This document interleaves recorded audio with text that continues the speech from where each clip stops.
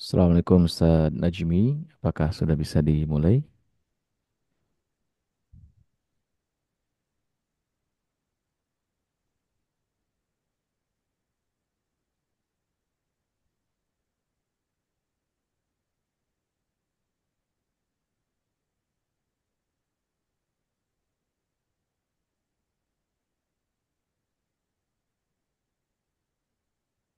Bagaimana Ustaz? تفضل أستاذ. Oh, Ustaz kenapa? Baik. Baik, Bapak Ibu para santri yang berbahagia, mari kita awali kajian kita pada kesempatan pagi hari ini insyaallah. Bismillahirrahmanirrahim. Assalamualaikum warahmatullahi wabarakatuh.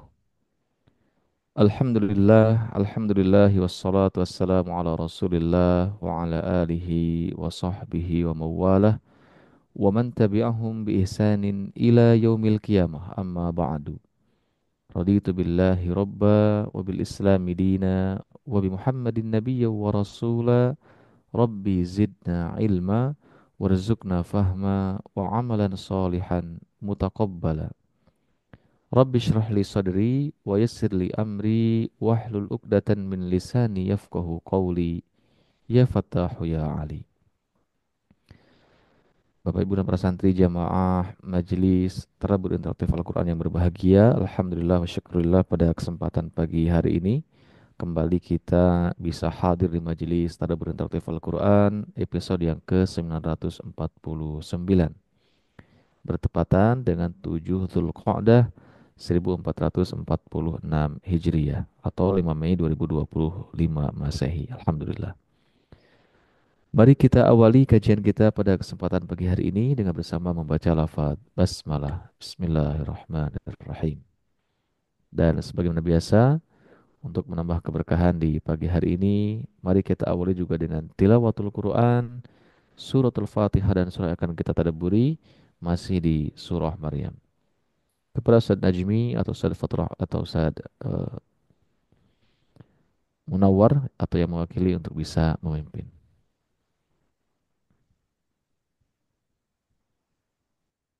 أعوذ بالله من الشيطان الرجيم. بسم الله الرحمن الرحيم. الحمد لله رب العالمين، الرحمن الرحيم، مالك يوم الدين. إياك نعبد وإياك نستعين. اهدنا الصراط المستقيم، صراط الذين أنعمت عليهم غير المغضوب عليهم ولا الضالين.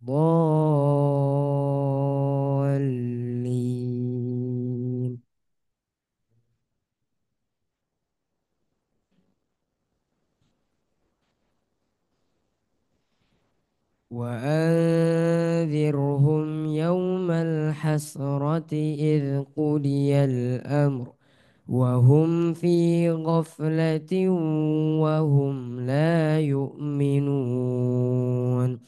إنا نحن نرث الأرض ومن عليها وإلينا يرجعون. واذكر في الكتاب إبراهيم، إنه كان صديقا نبيا، إذ قال لأبيه يا أبت لم تعبد ما لا يسمع ولا يبصر ولا يغني عنك شيئا. يا أبت إني قد جاءني من العلم ما لم يأتك فاتبعني فاتبعني أهدك صراطا سويا يا أبت لا تعبد الشيطان إن الشيطان كان للرحمن عسيا يا أبت إني أخاف أن يمسك عذاب من الرحمن فتكون للشيطان وليا قال أراغب أنت عن آلهتي يا إبراهيم لئن لم تنته لأرجمنك واهجرني مليا قال سلام عليك سأستغفر لك ربي إنه كان بي حفيا وأعتزلكم وما تدعون من دون الله وأدعو ربي عسى ألا أكون بدعاء ربي شكيا فلما اعتزلهم وما يعبدون من دون الله وهبنا له إسحاق ويعقوب وكلا جعلنا نبيا ووهبنا لهم من رحمتنا وجعلنا لهم لسان صدق عليا واذكر في الكتاب موسى إنه كان مخلصا وكان رسولا نبيا صدق الله العظيم. Sadaqallahul azim wa sadaqa rasuluhul karim wa nahnu ala dzalika minasyahidin wasyakirin walhamdulillahi rabbil alamin. Alhamdulillah Bapak Ibu pesantren yang berbahagia, sudah kita baca bersama suratul Fatihah dan juga beberapa ayat dari surah Maryam. Mudah-mudahan kelak menjadi syafi'an li ashabihi dan juga tentunya menambah keberkahan di pagi hari ini insyaallah. Ustadz Najmi dari santri pagi hari ini apakah sudah ada yang bersedia untuk menyampaikan hasil tadaburnya? Insya Allah akan disampaikan oleh Fatih Rantisi Ustadz dari kelas Dengan siapa, Ustadz? 7. Fatih Rantisi. Taib. Baik, Bapak Ibu yang berbahagia, mari kita simak presentasi hasil tadabbur dari salah satu santri di Pondok Pesantren Al-Qudwah yang pagi hari ini insya Allah akan disampaikan oleh Anda Fatih Rantisi. Kepadanya dipersilahkan.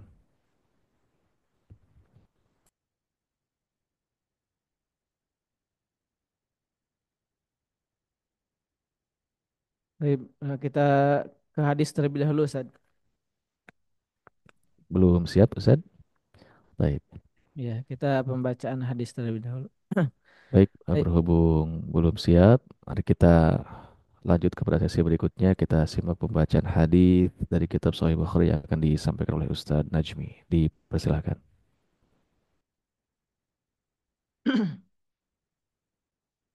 Bismillahirrahmanirrahim.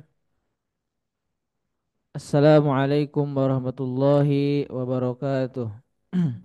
Waalaikumsalam warahmatullahi Innal hamdalillah nahmaduhu wa nasta'inuhu wa nastaghfiruh wa nastahdihi wa natubu ilaih. Wassalatu wassalamu ala Rasulillah wa ala alihi wa ashabihi wa azwajihi dawin nufusi zakiyah amma ba'du. Sahibul fadilati wa sa'adati al-haj al-ustad ad-doktor Syafruddin al-CMM wa kadzalika al-hajah Suryanti SAGMM wal asatid wal ustazat wal hadirin wal hadirat wa tullab wa talibat rahimani wa rahimakumullahu jami'an. Insya Allah di pagi yang penuh dengan keberkahan ini kita akan kembali membacakan hadis syarif ya, yang termaktub dalam kitab Sahih Bukhari, masih dalam babu daf'is siwak ilal akbar, bab memberikan siwak terhadap orang yang lebih besar, maksudnya dalam segi usia ya. Qala Affanu haddatsana Sakhr bin Juwairiyata an Nafi'in an Ibnu Umar, dan berkata Affan kemudian telah menceritakan kepada kami Sakhr bin Juwairiyah dari Nafi' dari Ibnu Umar anna Nabiyya sallallahu alaihi wasallam, bahwasanya Nabi Muhammad sallallahu alaihi wasallam qala, beliau bersabda, arani atasawwaku bisiwakin. Ya, ada dua orang eh, laki-laki yang melihatku ya bersiwak. Faja'a faja'ani rajulani ahaduhuma akbaru minal akhar. Maka kedua orang laki-laki tersebut mendatangiku dan salah satu di antara mereka lebih besar daripada satu yang lainnya. Fanawal tusiwaka al-asghar minhuma. Ya, maka aku memberikan siwak itu kepada yang lebih kecil dari keduanya. Faqila li, maka dikatakan kepadaku, kabir, ya, berikanlah kepada, atau ya siwak itu lebih besar. Fadafa' fadafa'tuhu ilal akbari minhuma, maka aku memberikannya kepada yang lebih besar. Qala Abu Abdillah berkata, ikhtasarahu Nuaimun an ibnil Mubarak an Usamata an Nafi'in an Ibnu Umar. Ya. Abdullah berkata, hadis ini diringkas dari Ibnu Mubarak, dari Usamah, dari Nafi' dari Ibnu Umar. Selanjutnya babu fadli man bata 'alal wudu, bab keutamaan ya bagi orang yang dia tidur dalam keadaan berwudu. Ya. Haddatsana Muhammad bin Muqatilin qala, telah menceritakan kepada kami Muhammad bin Muqatil, beliau berkata akhbarana Abdullah qala akhbarana Sufyanu an Mansurin an Sa'd bin Ubaidah anil Barra ibni Azibin qala, telah mengabarkan kepadaku Abdullah, beliau berkata telah mengabarkan kepadaku Sufyan dari Mansur dari Sa'id bin Ubaidah, kemudian dari Al-Barra bin Azib, beliau berkata qala Nabi sallallahu alaihi wasallam, Nabi Muhammad sallallahu alaihi wasallam bersabda, idza ataita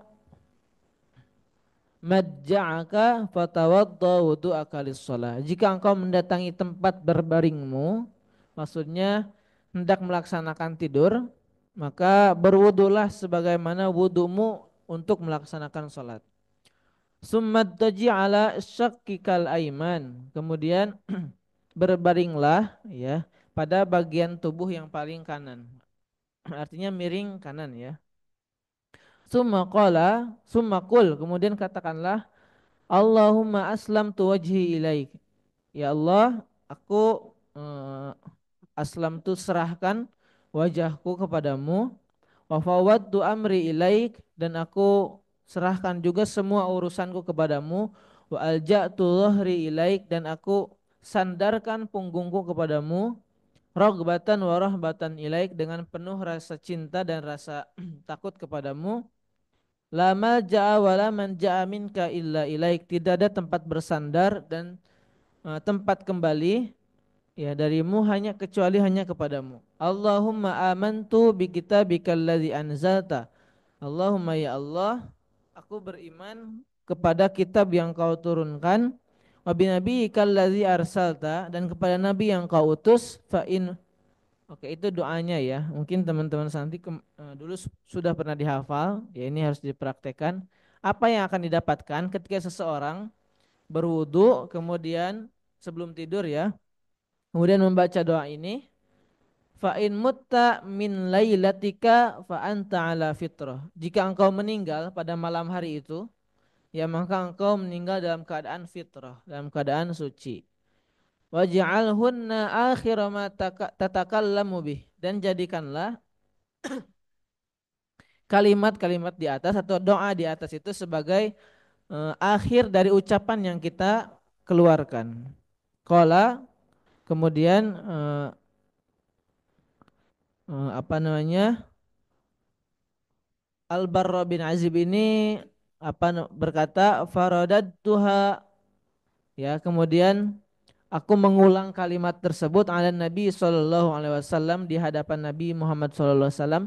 Falamma balaghtu, maka tatkala aku sampai pada kalimat Allahumma amantu bi kitabikal ladzi anzalta, qultu wa rasulika, qala la, wa nabiyyikal ladzi arsalta. Dan tatkala aku sampai pada kalimat Allahumma amantu bi kitabikal ladzi anzalta, kemudian aku melanjutkan wa rasulika, dan juga kepada rasulmu. Kemudian qala Rasulullah sallallahu alaihi wasallam bersabda atau mengomentarinya, la, tidak, tapi wa nabiyyikal ladzi arsalta, dan kepada nabi yang kau utus. Selanjutnya kita bulu ghusli, bab tentang mandi. Ya, pembahasan tentang mandi. Wa qaulillahi ta'ala, Allah Subhanahu wa taala berfirman, ini potongan dari Quran surah Al-Maidah ayat 6, wa in kuntum junuban fattahharu wa in kuntum marda aw ala safarin aw jaa ahadum minkum minal ghaiti aw lamastumun nisa falam tajidu ma fatayammamu sa'idan thayyiba famsahu biwujuhikum wa aydikum min ma yuridullahu liyaj'ala 'alaikum min harajin walakin yuridu liyutahhirakum wa liyutimma ni'matahu 'alaikum la'allakum tashkurun.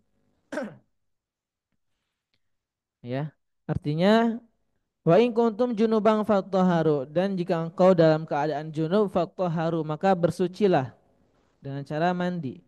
Wa in kuntum marudha au ala safarin au jaa ahadum minkum minal ghaid au lamastumun nisa, dan jika engkau dalam keadaan sakit atau dalam keadaan bepergian atau engkau dalam keadaan sudah buang hadas besar, aula mastumun nisa, mohon maaf, atau sudah buang hadas ya.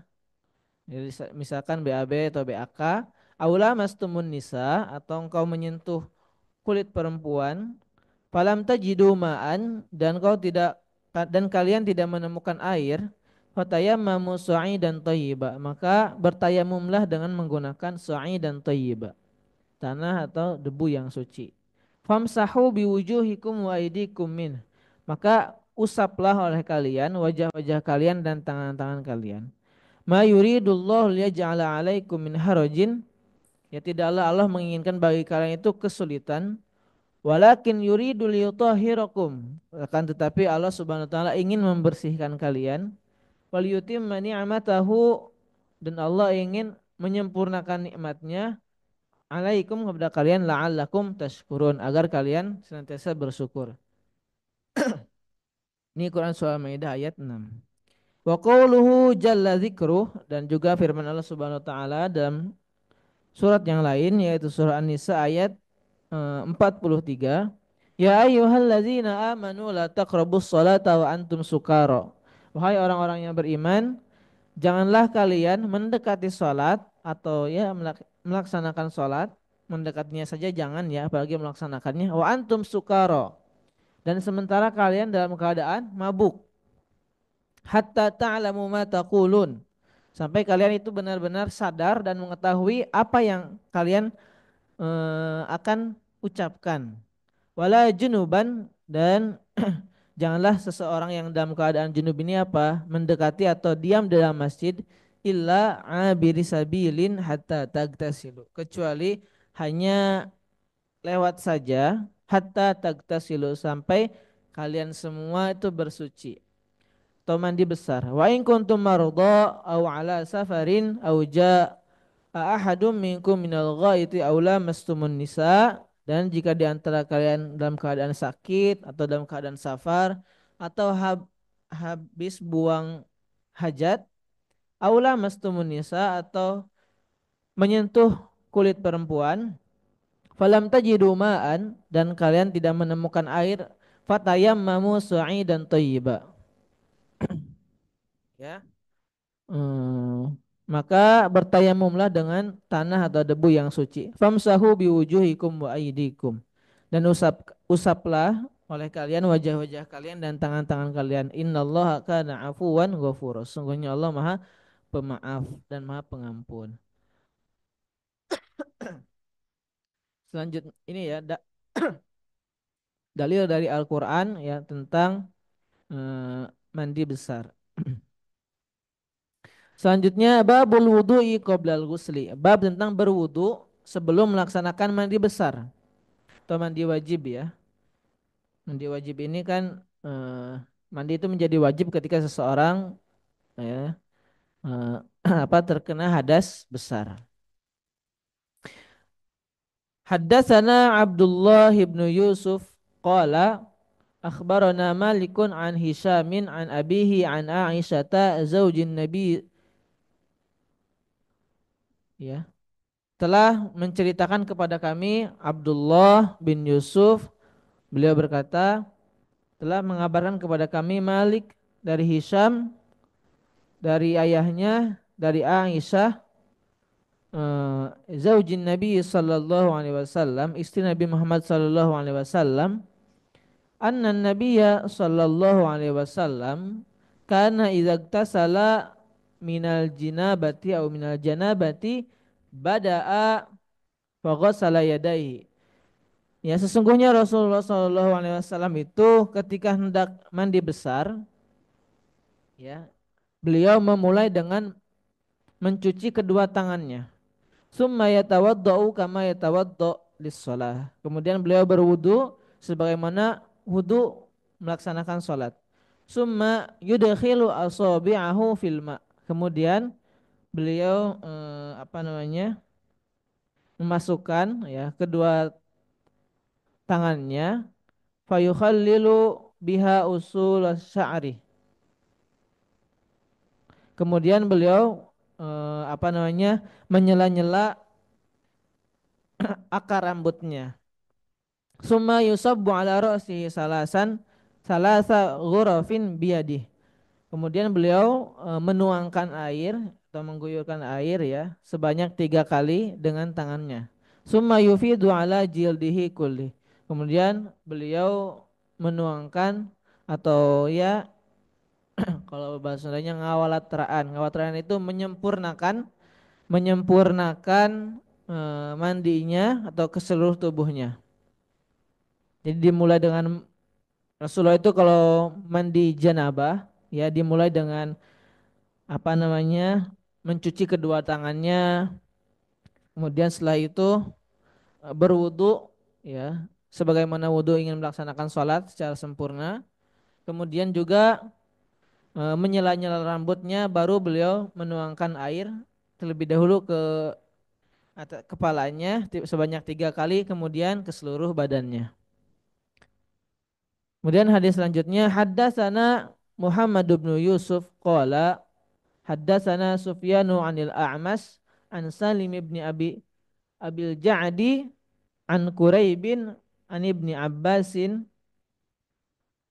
telah menceritakan kepada kami Muhammad bin Yusuf, beliau berkata telah menceritakan kepada kami Sufyan dari Al-A'mas dari Salim bin Abil Ja'di dari Quraib dari Ibnu Abbas an Maimunah zaujin Nabi sallallahu alaihi wasallam qalat, dari Maimunah istri Nabi Muhammad sallallahu alaihi wasallam, beliau berkata tawaddaa Rasulullah sallallahu alaihi wasallam wudu'ahu lis-shalah ghaira rijlaihi. Rasulullah sallallahu alaihi wasallam itu berwudu sebagaimana wudunya ingin melaksanakan salat, ghaira rijlaihi, kecuali kedua kakinya.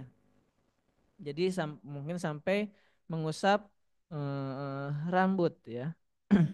Wa ghassala farjahu wa ma asabahu minal adza, dan beliau mencuci kemaluannya dan apa yang terkena dari kotoran. Maksud kotoran adza di sini adalah air mani. Summa afadha alaihi ma, kemudian beliau menuangkan air. Summa nahha rijlaihi faghassalahuma, kemudian menyela-nyela kedua kakinya dan membasuhnya. Hadhihi gusluhu minal janabati. Ini adalah tata cara mandi Rasulullah sallallahu alaihi wasallam. Mandi junubnya Rasulullah sallallahu alaihi wasallam. Lanjutnya babu ghuslir rajuli ma imraatihi. Bab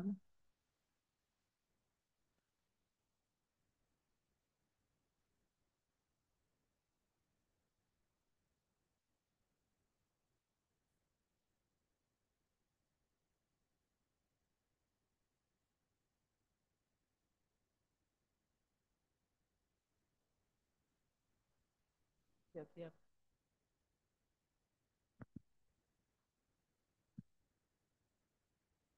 Bab seorang suami ya mandi besar bersama istrinya. Haddatsana Adam bin Abi Iyas, telah menceritakan kepada kami Adam bin Iyas. Qala, beliau berkata, haddatsana Ibnu Abi Dhi'bin, telah menceritakan kepada kami Ibnu Abi Dhi'bin Aniz Zuhri, dari Zuhri, dari Az-Zuhri, an Urwata, dari Urwah, an Aisyah qalat, dari Aisyah beliau berkata, kuntu agtasilu ana wan nabiyyu sallallahu alaihi wasallam min ina'in wahid. Aku bersama Rasulullah sallallahu alaihi wasallam ya mandi dengan air satu tempat yang sama. Min qadahin yuqalu lahu al-faraq, ya, dari sebuah bejana air yang disebut dengan al-faraq.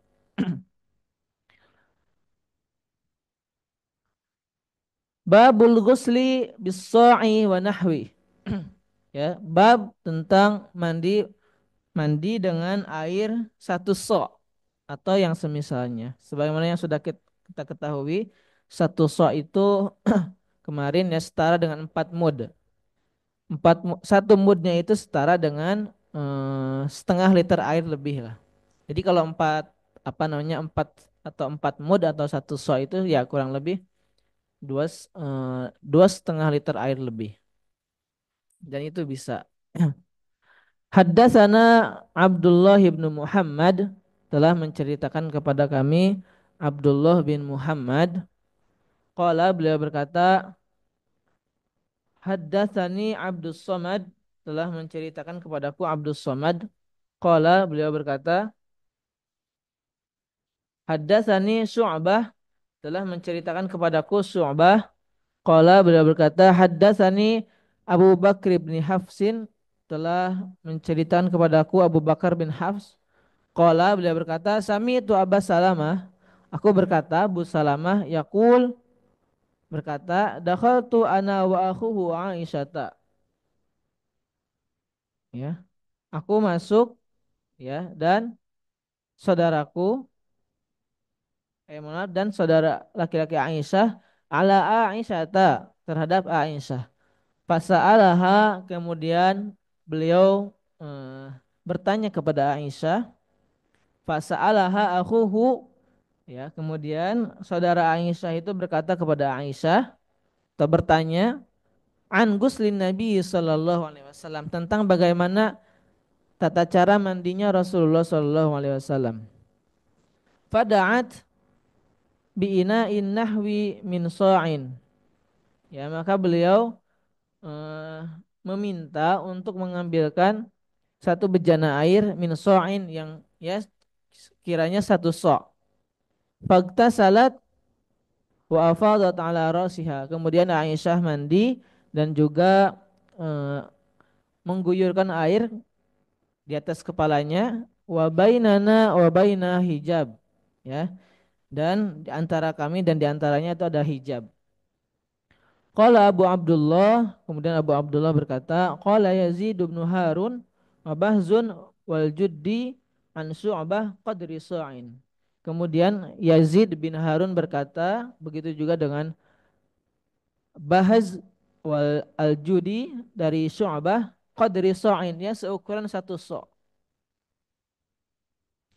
Artinya sangat sedikit ya airnya. Cukuplah insyaallah.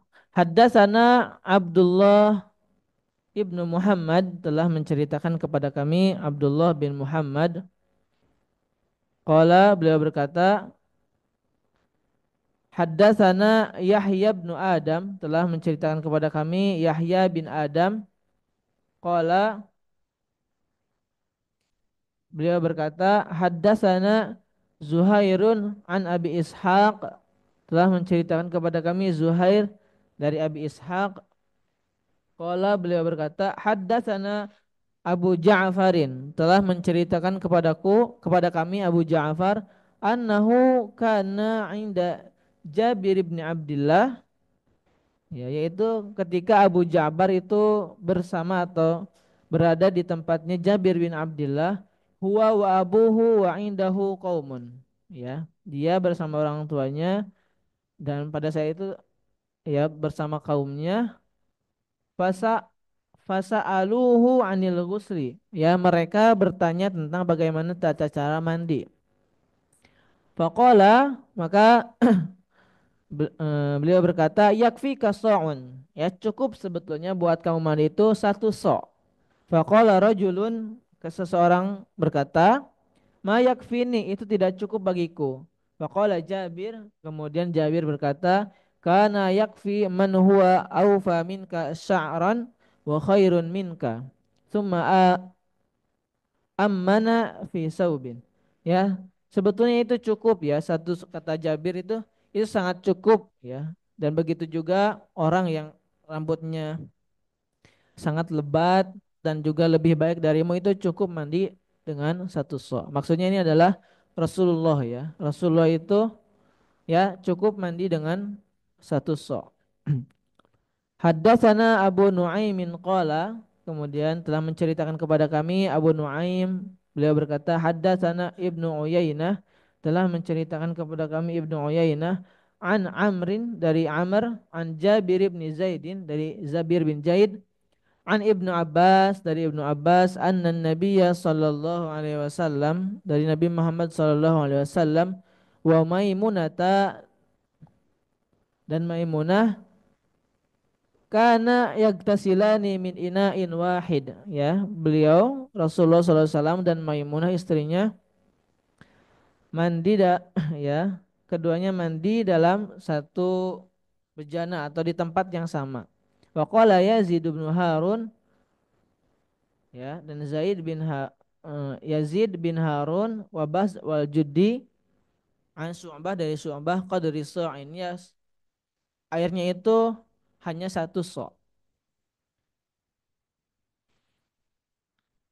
ya, itulah tata cara bagaimana mandi besar yang dianjurkan atau, ya, yang dilaksanakan oleh Rasulullah Shallallahu Alaihi Wasallam dan disampaikan oleh orang-orang terdekat yang hidup bersama Rasulullah Shallallahu Alaihi Wasallam, yaitu Ummahatul Mukminin, diantaranya ada Aisyah dan juga Sayyidah Aisyah dan juga Sayyidah Maimunah. Mungkin itu saja yang bisa kami sampaikan pada pertemuan kali ini. Naktafi bihadzal qadar, wallahul muwaffiq ila aqwamit thoriq. Wabillahi taufiq wal hidayah. Wassalamualaikum warahmatullahi wabarakatuh.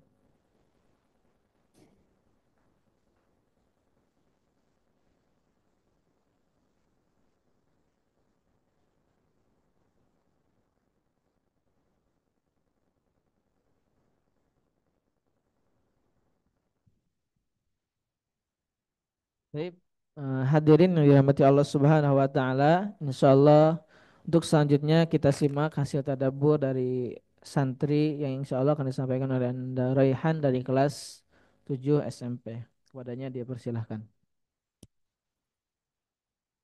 Assalamualaikum warahmatullahi wabarakatuh.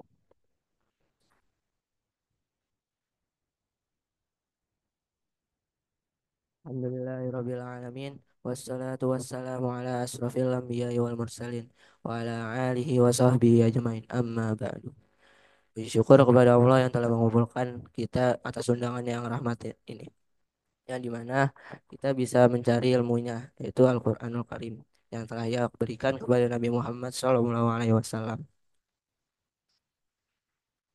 Di hari yang berbahagia ini saya akan membacakan Tadabbur Surat Maryam ayat 99 yang 96. Surat Maryam merupakan surat ke-19 dalam Al-Quran, sesuai urutan di dalam mushaf.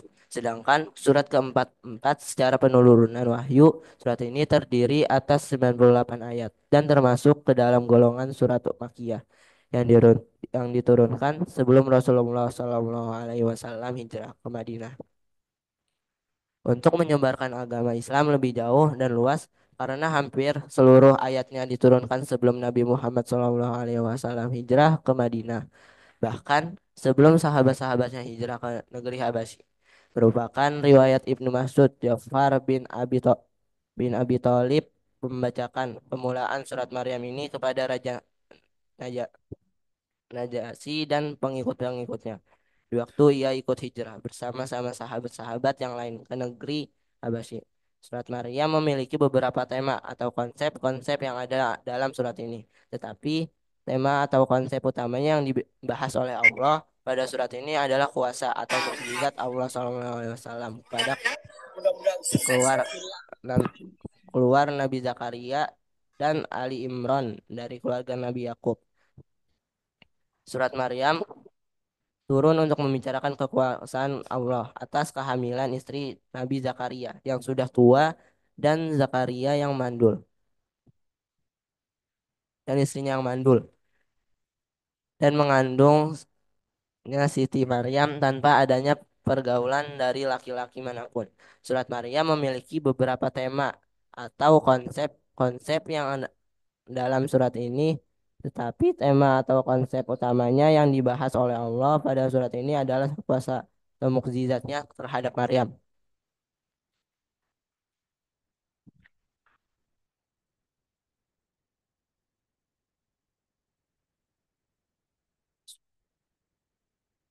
Tema-tema surah. Ada kisah Zakaria alaihissalam dan Nabi Yahya alaihissalam pada ayat 1 hingga 6. Terkabulnya doa Nabi Zakaria sebagai bukti kekuasaan Allah pada ayat 7 hingga 11. Pengangkatan Nabi Yahya sebagai nabi dan karakteristik keutamaannya pada ayat 12 dan hingga 15. Kisah Siti Maryam dan Nabi Isa alaihissalam pada ayat 16 hingga 20. Kelahiran Nabi Isa alaihissalam pada ayat 23 dan 26. Tuduhan terhadap Maryam dan pembelaan Nabi Isa alaihissalam kepada ibunya pada ayat 27 dan 36. Pertentangan pendapat tentang Nabi Isa alaihissalam pada ayat 37 hingga 40. Kisah Nabi Ibrahim dengan bapaknya pada ayat 41 hingga 50. Kisah beberapa nabi yang lain pada ayat 51 hingga 65. Azab bagi orang-orang yang menentang para nabi dan pahala bagi orang-orang yang menaatinya pada ayat 66 hingga 87. Palsuan ajaran bahwa Tuhan mempunyai anak pada ayat 88 hingga 98. Keutamaan surah. Surat ini sering dibaca oleh ibu hamil dengan harapan akan dimudahkan oleh Allah SWT dalam proses persalinannya. Karena di dalam surat Maryam sudah dijelaskan bahwa Allah senantiasa membantu Siti Maryam mulai dari saat ia hamil sampai ia melahirkan Nabi Isa alaihissalam ke dunia. Maka dari itu para ibu hamil berharap ia akan ditolong dan dimudahkan Allah selama ia hamil sampai ia melahirkan. Terus ada doa mempunyai keturunan yang soleh. Surat ini juga sering dibaca kepada ibu hamil kepada bayi di dalam kandungannya dengan harapan akan mempunyai anak seperti Siti Maryam ataupun seperti Nabi Yahya. Yang ketiga, doa mempunyai keturunan. Surat ini juga bisa sebagai doa agar mempunyai keturunan walaupun ia mandul atau sudah tua. Karena dalam kisah Maryam terhadap kisah Zakaria dan Hannah istrinya yang ingin berharap mempunyai keturunan dan dirinya sedangkan kondisi mereka yang udah yang sudah tua dan juga istrinya yang mandul. Ketenangan hati. Saat kita membaca surat Maryam, kita bisa mendapatkan tetangan ketenangan bagi hati kita tanpa kita sadari. Kemudahan dalam persalinan.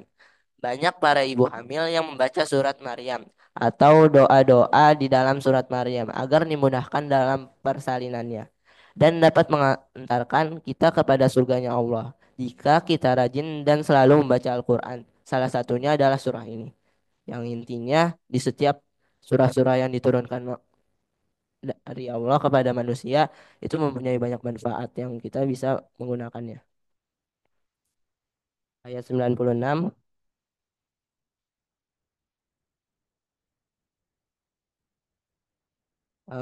izinkan saya membaca ayat 96.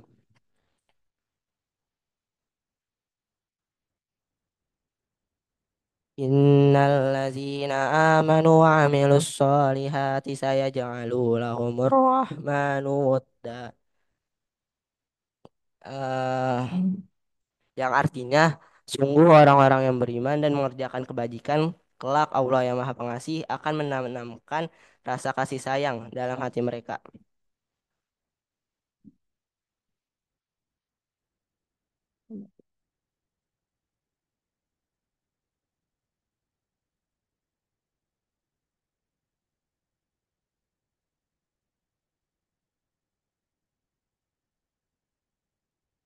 Ayat ini menjelaskan bahwa Allah menambahkan rasa kasih sayang dalam hati sesama hamba-hambanya yang mukmin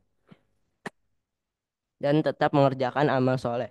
Ini berarti bahwa setiap orang-orang yang benar-benar beriman dan selalu mengerjakan perbuatan yang baik pasti akan mendapatkan tempat yang baik dalam hati setiap muslim.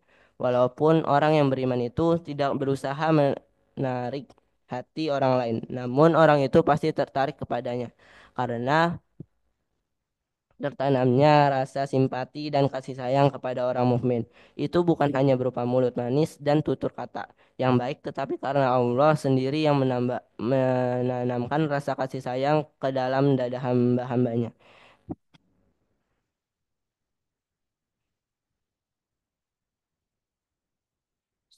Sesungguhnya Allah bisa mengasihi seorang hambanya.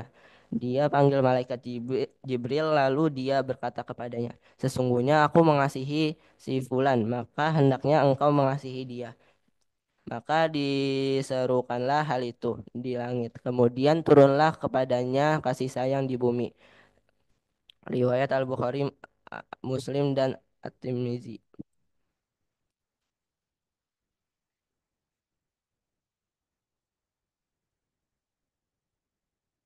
Dua, usai menghasilkan keyakinan orang musyrik bahwa Allah mempunyai anak dan perhitungan yang akan mereka peroleh, dia lalu beralih menerangkan balasan bagi orang mukmin dan beramal soleh.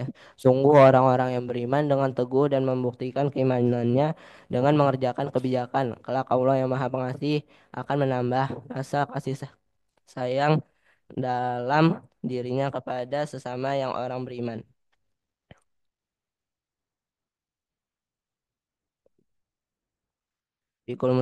Munasabah. Di ayat-ayat sebelumnya disebutkan atau dijelaskan bahwasanya pada akhir atau hari kiamat nanti semua makhluk hidup di langit dan di bumi itu pasti akan datang kepada Allah yang Maha Pengasih, yaitu Sang Ar-Rahman sebagai seorang hamba. Dan pada ayat ini dijelaskan bahwa bahwasanya Allah akan menambahkan rasa cinta dalam hati orang-orang yang beriman dan mengerjakan kebijakan amal soleh sebagai Sang Ar-Rahim. Dari sini kita bisa mengkorelasikan antara ayat ini dengan ayat-ayat sebelumnya. Pada ayat sebelumnya Allah berperan sebagai Ar-Rahim, Sang Maha Pengasih yang Maha. Nah, kita ketahui sifat Allah Ar-Rahim yaitu sebagai Tuhan yang mengasihi seluruh makhluk hidup di dunia, baik yang beriman maupun yang tidak. Sedangkan sifat Allah Ar-Rahim itu Allah hanya menghususkan cinta dan kasih sayangnya hanya kepada orang-orang yang beriman dan mengerjakan amal soleh. Fikul Hidayah, di ayat ini Allah membahas cintanya yang hanya dikhususkan kepada hamba-hambanya yang beriman dan mengerjakan amal soleh. yaitu orang-orang yang bertakwa. Bertakwa. Pada ayat ini dijelaskan bahwa di hari kiamat Allah akan mendatangkan orang-orang yang beriman dan bertakwa dengan keadaan tertanam pada hatinya kecintaan mereka kepada Allah yang Maha Penyayang lagi Maha Pengasih. Fikul idarah. Di dalam fikul idarah itu terdapat dasar-dasar untuk membuat idarah atau manajemen itu sendiri, yaitu sebagai cara untuk memanage sesuatu terdiri dari 4 langkah yang dikenal dengan sebutan POACH. Yang pertama ada planning. Dalam hal ini ayat ini kita harus rencanakan dalam langkah planning. Hal yang pertama itu kita harus merencanakan siapa dan apa saja yang harus dan wajib kita cintai. Hal yang pertama dan paling wajib kita utamakan untuk dicintai adalah cinta kita kepada sang pemilik cinta, sang penyayang yaitu Ar-Rahman, Ar-Rahman dan Ar-Rahim ya, yaitu Allah. Organizing. Selain merencanakan atau dalam langkah planning, kita juga harus mengorganisir rencana kita agar rencana kita terstruktur dan berjalan lancar seperti yang diharapkan. Yang pertama, kita harus mencintai Allah di atas kecintaan kita kepada yang lainnya, termasuk Rasulullah SAW atau orang tua kita. Di situ ada action. Suatu rencana itu tidak akan ada gunanya jika kita hanya dalam langkah sekedar rencana atau haluan saja, melainkan kita harus merealisasikan rencana tersebut dalam aksi kita. Maka dari itu, kita jangan hanya berkata bahwa kita mencintai Allah di atas segalanya, tetapi sering meninggalkan sholat dan melakukan maksiat dan hal-hal yang dilarang olehnya. Kita hanya berencana untuk mencintai Allah di atas segalanya dengan berupa perkataan tanpa adanya aksi. Selain habis itu ada eh controlling atau evaluasi. Selain kita harus merealisasikan rencana yang kita buat dan kita organizing, kita juga harus senantiasa mengontrol agar rencana tersebut tetap berjalan lancar dan sesuai rencana kita. Dalam konteks ayat ini, kita juga harus senantiasa bermuhasabah diri atau evaluasi terhadap diri kita sendiri. Kita harus bertanya kepada diri kita seperti apakah hari ini aku sudah mencintai Allah dengan baik atau belum? Atau apakah hari ini kita sudah menjalani perintah dan menjauhi semua larangan Allah? Karena jika kita mencintai sesuatu, maka kita akan mengikuti segala perintah dan menjauhi segala larangannya. Ada sekian dari saya. Maaf jika banyak kesalahan. Assalamualaikum warahmatullahi wabarakatuh. Waalaikumsalam warahmatullahi wabarakatuh. Jazakallahu khairan kepada Anda Fatih yang telah membacakan hasil tadaburnya pada kesempatan pagi hari ini. Bapak Ibu yang berbahagia, untuk selanjutnya mari kita simak bersama tadabur Al-Quran yang akan disampaikan dan juga dibimbing oleh guru kita semua, Fadilul Ustaz Dr. Kiai Haji Amang Syafruddin LC MM Hafizahullah. Kepadanya kami persilahkan. Assalamualaikum warahmatullahi wabarakatuh. Waalaikumsalam warahmatullahi wabarakatuh. Alhamdulillahilladzi arsala rasulahu bil huda wal haq liyudhhirahu ala dini kulli walau karihal kafirun. Falakal hamdu ya rabbana anta qayyimus samawati wal ardi wa ma fihi. ولك الحمد أنت مالك السماوات والأرض وما فيهن ولك الحمد أنت نور السماوات والأرض وما فيهن ولك الحمد أنت الحق ووعدك الحق وقولك الحق ولقاؤك الحق والجنة حق والنار حق والنبيون حق ومحمد صلى الله عليه وسلم حق والساعة حق فلك أسلمنا يا رب وبك آمنا وعليك توكلنا وإليك آنبنا وبك خاصمنا وإليك حاكمنا اغفر لنا ولوالدينا وارحمهم كما ربونا صغارا واغفر لنا ولأزواجنا وأولادنا وذرياتنا وطلابنا وطالباتنا وإخواتنا وأخواتنا دينا وأمة وجماعة ونسبا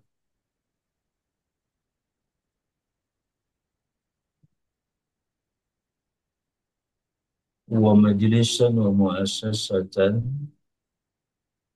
ولجميع أمة محمد صلى الله عليه وسلم اغفر لنا يا ربنا ما قدمنا وما أخرنا وما أسررنا وما أعلنا وما أنت أعلم به منا أنت المقدم أنت المؤخر لا إله إلا أنت سبحانك إني كنت من الظالمين ربنا ظلمنا أنفسنا وإن لم تغفر لنا وترحمنا لنكونن من الخاسرين نسألك اللهم يا ربنا بأننا نشهد أنك أنت الله لا إله إلا أنت الواحد الأحد الصمد الذي لم يلد ولم يولد ولم يكن له كفوا أحد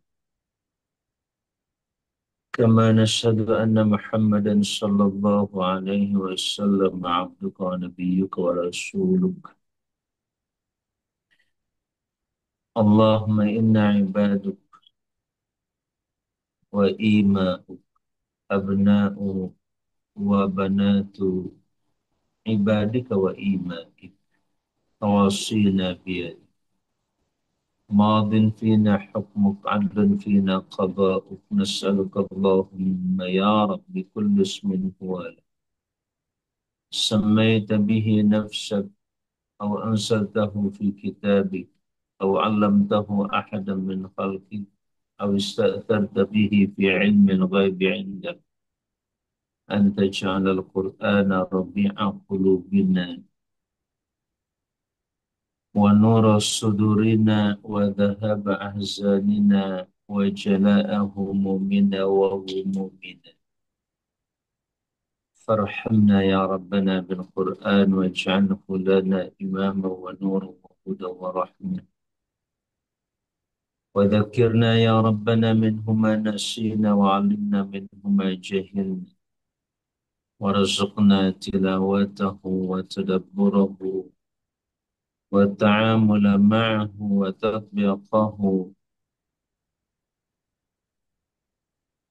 والدعوة إليه وحفظه آناء الليل وآناء النهار واجعله حجة لنا لا حجة علينا كما جعلته شفيعا لنا يا رب خاصة في قبورنا وآخرتنا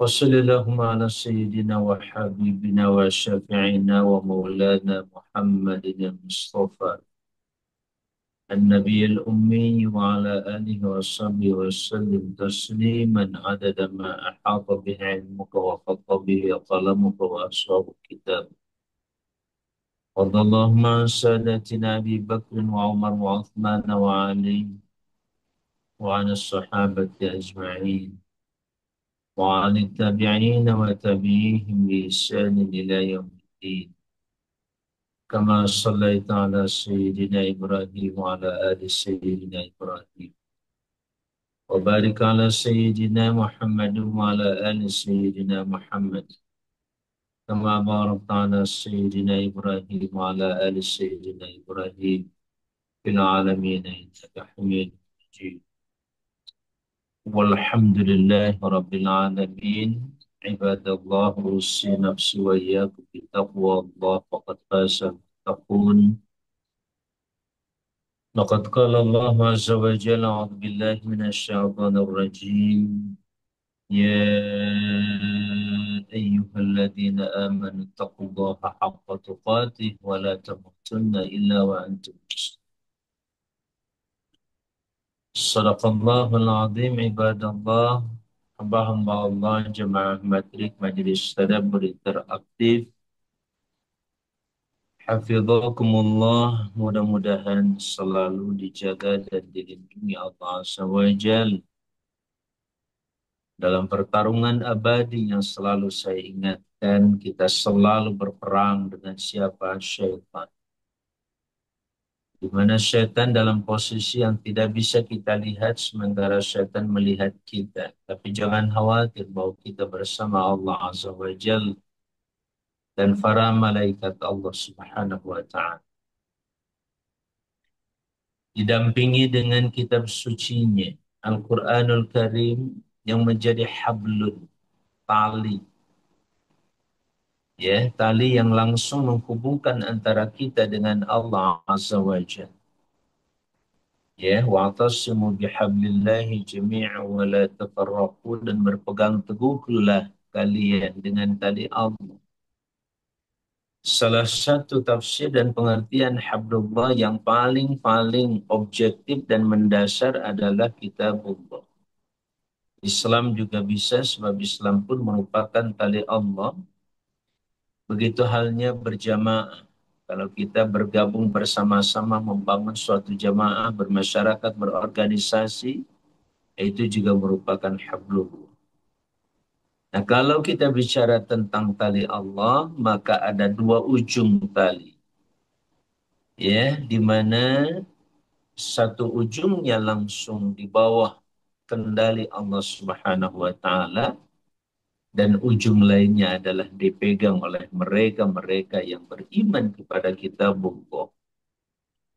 Mudah-mudahan kita termasuk di dalam tali inilah yang insya Allah yang akan menyelamatkan kita. Dalam bahasa yang lain disebut dengan al-urwatul wuthqa. Urwah artinya tali atau bukul yang paling kuat. Itulah tali Allah Subhanahu wa Ta'ala. Masyaallah muslimin rahimakumullah.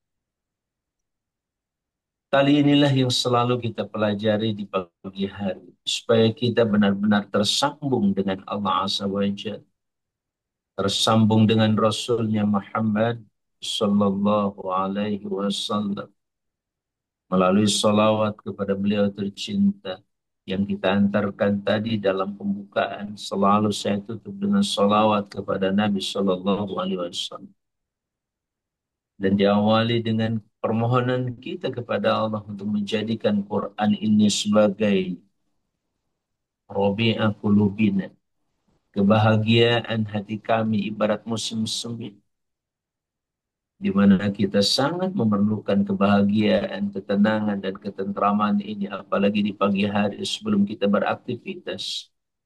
Maka permohonan terbaik adalah kita mohon agar Allah jadikan Quran ini sebagai kebahagiaan hati, cahaya dada kita yang menerangi seluruh bagian dada kita.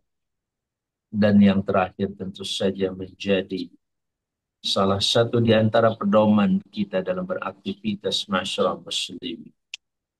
Maka kita langsung mohon, ya Allah, sayangi kami dengan Quran. Dan jadikan Quran itu sebagai imam yang ada di depan kami, yang selalu membimbing dan mengajak kami kepada berbagai jenis kebaikan demi kebaikan yang Allah berikan pada kita melalui agama. Kita sering menyampaikan bahwa sumber kebaikan ada pada agama Allah Azza wa Jalla, yang terdiri dari, sudah barang tentu, yang pertama adalah iman, yang kedua adalah Islam, dan yang ketiga adalah ihsan. Walaupun dalam konteks bangunan sering kita gambarkan bahwa iman adalah fondasi di paling bawah, kemudian Islam adalah bangunan itu sendiri, dan ihsan adalah bagian daripada penutup seluruh bangunan itu dengan berbagai jenis kebaikan, alias muayyidat, di antara pendukung-pendukung yang bisa menyempurnakan iman dan keislaman kita. Namun sebagian ulama ketika kita menggambarkan ketiga lapisan tadi dalam bentuk kepribadian, maka yang paling luar itu adalah Islam. Sebab itu yang paling bisa diamati. Islam itu sesuatu yang paling mudah diamati, ibarat bangunan. Ada pintu, ada jendela, ada dinding, ada tiang, dan lain sebagainya, ada tembok. Nah itulah gambaran Islam yang merupakan lapisan kepribadian yang paling luar dan paling mudah diidentifikasi, dikenali oleh kita. Makanya kalau orang hanya beriman tidak menjadi muslim, maka kita tidak bisa tahu apakah dia menjadi mukmin atau tidak. Nah, lapisan kedua adalah iman itu sendiri. Bagaimana keimanan itu merupakan yang Allah titipkan dalam hati nurani kita. Ya, bisa mengendalikan keislaman kita semakin dalam. Jangan sampai kita menjadi muslim itu hanya di kulit saja. Ya, sebagaimana orang-orang khawarij, orang-orang yang asal kata khawarij itu dari kata kharaja atau kharijut yang artinya orang-orang yang keluar.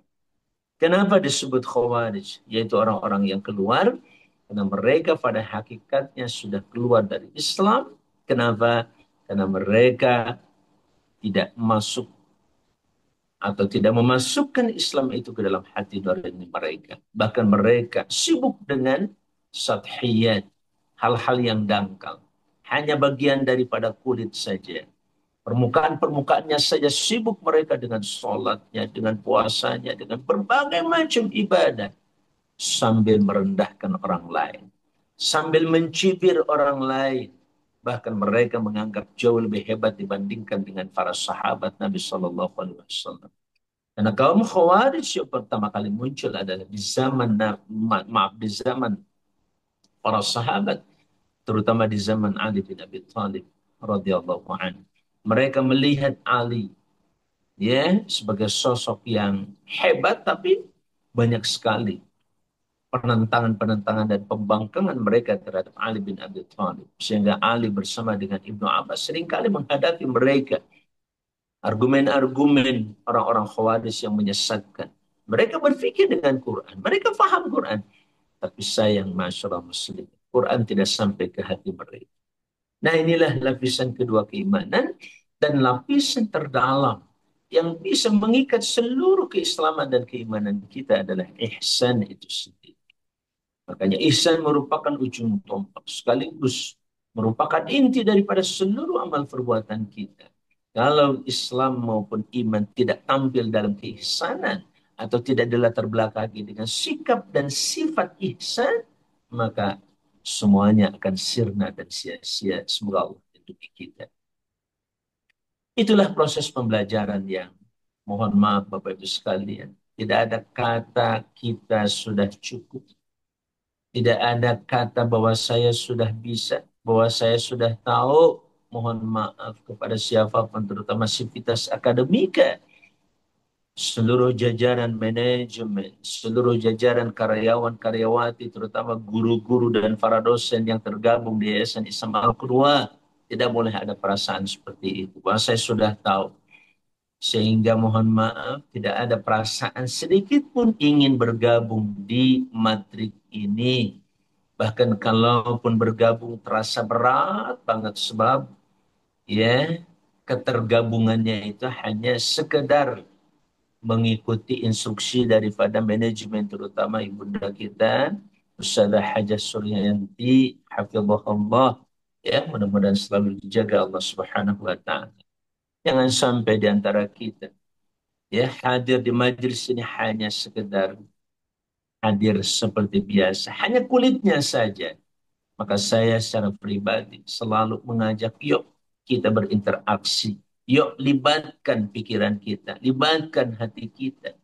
Jangan diam dalam majelis ini. Silakan kontribusikan apapun yang kita miliki, termasuk dan paling utama adalah di mana kita semuanya pasti punya. Apa itu? Pengalaman, experience. Ya, pengalaman pasti semua orang punya. Dan begitu hebatnya pengalaman. Setiap orang memiliki pengalaman yang berbeda dengan yang lain. Memang ada yang sama, tapi lebih banyak yang berbeda dengan yang lain. Untuk apa? Allah ciptakan itu semuanya supaya kita saling melengkapi, supaya kita saling mengisi, supaya kita saling memberi. Masyaallah muslimin rahimakumullah. Sehingga kita menjadi kaya. Apa yang saya pahami, itu yang bisa saya berikan di majelis ini. Dan apa yang Bapak Ibu sekalian alami dalam hidup, berikanlah pada majelis ini. Ayo, baik dalam bentuk pertanyaan maupun dalam bentuk pernyataan-pernyataan yang amat sangat-sangat penting untuk menjadi pertimbangan di dalam menjalani kehidupan kita. Masyaallah muslimin rahimakumullah. Nah, pengalaman inilah yang kerap kali oleh Allah Subhanahu wa taala dijadikan pelajaran berharga. Pengalaman para nabi terdahulu sudah menjadi pelajaran yang luar biasa Allah berikan kepada kita semuanya. Bahkan dibukukan di dalam Al-Quranul Karim. Ya, pengalaman itu benar-benar dituliskan oleh Allah menjadi bagian dari wahyunya. Masya Allah. Coba simak kembali bagaimana pengalaman Nabi Allah Ibrahim alaihissalam di dalam perjalanan dakwah beliau. Masya Allah muslimin rahmatullah. Kita masuk ke ayat 41 ini. A'udzubillahi minasyaitonirrajim. Wadhkur fil kitab Ibrahim innahu kana siddiqan nabiyya. Wadhkur dan ceritakanlah. Bagian daripada Dzakara yadhkuru yang artinya berzikir. Maksudnya apa? Kita boleh berzikir dengan kisah ini. Berzikir dengan membaca Quran yang di dalamnya terdapat kisah tentang Nabi Allah Ibrahim alaihissalam. Lagi-lagi Allah ingatkan wadhkur dan ingatkan. Nah, dengan zikir pertama kepada Allah Subhanahu wa taala melalui tilawah kita tentang kisah para nabi ini, wadhkur juga memberikan pelajaran berharga buat kita supaya kita selalu ingat. Dan bagaimana kata wadhkur juga benar-benar menajamkan pikiran kita supaya kita punya daya ingat yang sangat kuat dalam hidup ini. Lihat, ada 3 hal yang begitu indah dalam kata wadhkur. Pertama sekali lagi, kita mengingat. Terus yang kedua, membangun hubungan, mengingat Allah. Terus yang ketiga adalah mengingat dan menajamkan ingatan kita supaya benar-benar ingatan itulah yang menjadi faktor dan sumber kecerdasan yang kita butuhkan. Wadhkur fil kitab Ibrahim, kata Allah. Dan ceritakanlah, sebutlah fil kitab dalam Alkitab yaitu Al-Quranul Karim. Ibrahim, menceritakanlah tentang Ibrahim alaihissalam. Sebutlah tentang Ibrahim alaihissalam yang Allah simpulkan begitu sederhana dengan kalimat Innahu kana siddiqan nabiyya. Sungguh Ibrahim adalah seorang atau sosok yang jujur lagi sebagai nabi. Allahu Akbar walillahil hamd. Nah, dalam ayat ini Allah mengedepankan karakteristik Nabi Allah Ibrahim dengan kalimat siddiqan. Yang kata siddiq ini tentu saja bisa saja melekat pada orang lain. Seperti Abu Bakar As-Siddiq radhiyallahu anhu. Lalu kenapa Nabi SAW tidak disebut siddiqah? Jangan salah bahwa Nabi pun adalah seorang yang sudah melekat pada dirinya yang disebut dengan siddiqah atau as-sadiq. Ya, di mana kita tahu bahwa sikap sifat para nabi itu adalah 4.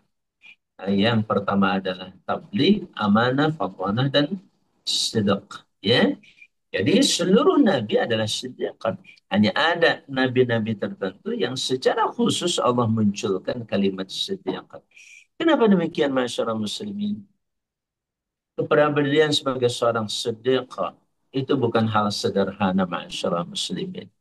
Karena siddiqah dari kata soduka ya sudukunya artinya orang itu jujur.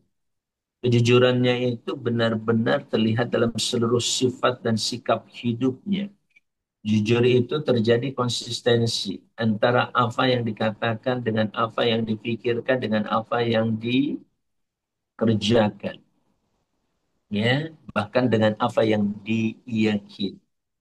Oleh karena itu, Al-Imam Al-Imam Hasan Basri ketika mendefinisikan mengenai iman, dia mengatakan laisal iman bitamanni wala bitahalli. Iman itu masyarakat muslimin bukan dengan tamanni. Tamanni itu artinya angan-angan. Wa tahalli, tahalli itu artinya hiasan.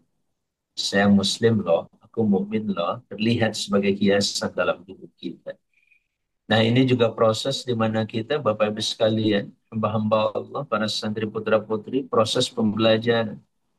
Terus terang saja untuk menjadi seorang siddiqan, kita belum bisa menjamin bahwa saya sudah menjadi siddiqan.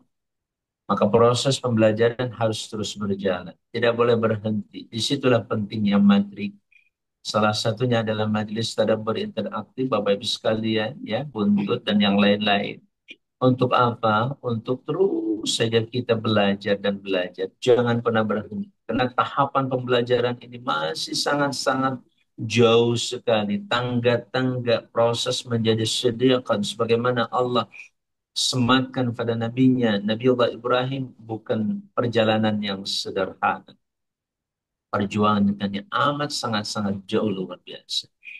Nah, misalkan ketika kemarin ada ayat yang menyatakan qul amantu billah tsumma istaqim. Katakan aku beriman kepada Allah kemudian beristiqomahlah. Nah, istiqomah juga merupakan bentuk daripada as-sidq, kejujuran di dalam kita beriman. Maka sekali lagi Al-Imam Hasan Basri mengatakan laisal iman bitamanni wala bitahalli. Iman bukanlah dengan hiasan, maaf, bukan dengan angan-angan maupun hiasan, walakin huwa ma waqaratil qalbi wa saddaqahul amal. Ya. Akan tetapi iman itu sesuatu yang begitu berharga dalam hati nurani kita. Waqara fil qalbi, yang begitu agung mulia, sangat-sangat berharga sekali dalam hati kita. Nggak berhenti sampai di situ. Wasadaqahul amal. Lihat tasdiq, kata sadiqun di situ betul-betul menjadi catatan penting dan syarat bahwa keimanan kita benar-benar bisa disebut iman kalau sudah dibenarkan. Maksudnya dibuktikan kebenarannya itu oleh amal perbuatan. Nah, amal itulah yang kemudian dirumuskan dalam satu kata yang begitu singkat, yaitu takwa. Jadi amal soleh apapun bentuknya adalah ketakwaan. Sebab takwa itu, dan begitu sederhana definisi takwa, menjalankan perintah menjauhi larangan. Dengan kata lain apa? Amal soleh dinyatakan soleh, manakala solehun itu artinya layak. Layak kenapa? Layak diterima Allah Subhanahu wa Ta'ala. Caranya, jalankan saja perintah. Kapan saja kita menjalankan perintah, pasti layak diterima. Begitu hanya pada saat kita menjauhi larangan Allah, maka itu pun pasti layak diterima Allah Subhanahu wa Ta'ala. Hanya tidak berhenti sampai di situ. Kelayakan bukan hanya pada saat menjalankan, tapi juga apakah kita menjalankannya benar-benar karena Allah Subhanahu wa Ta'ala atau karena yang lain. Jadi as-sidqu itu masyarakat muslimin begitu luas dan begitu dalam, bertahap. Ya, tahapan-tahapan kejujuran itu luar biasa. Pertama tadi, tahapan kejujuran pertama, saya mulai mengerjakan apa yang Allah perintahkan, bukti saya beriman pada Allah. Tahapan pertama, ya, kita menjalankan perintahnya. Terus yang kedua, menjauhi larangannya. Tahap kedua, apakah yang saya jalankan ini benar-benar disyariatkan oleh Allah ataukah tidak?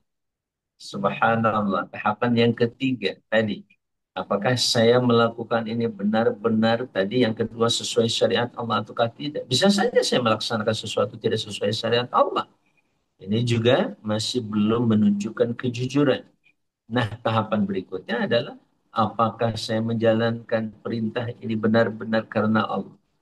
Betul, saya menjalankan sholat puasa tapi bukan karena Allah Subhanahu wa Ta'ala. Kalau itu terjadi, maka sekali lagi as-sidqu belum bisa disandang oleh kita. Sediakan benar-benar memiliki tahapan-tahapan minimal, sekali lagi 3 tahapan tadi.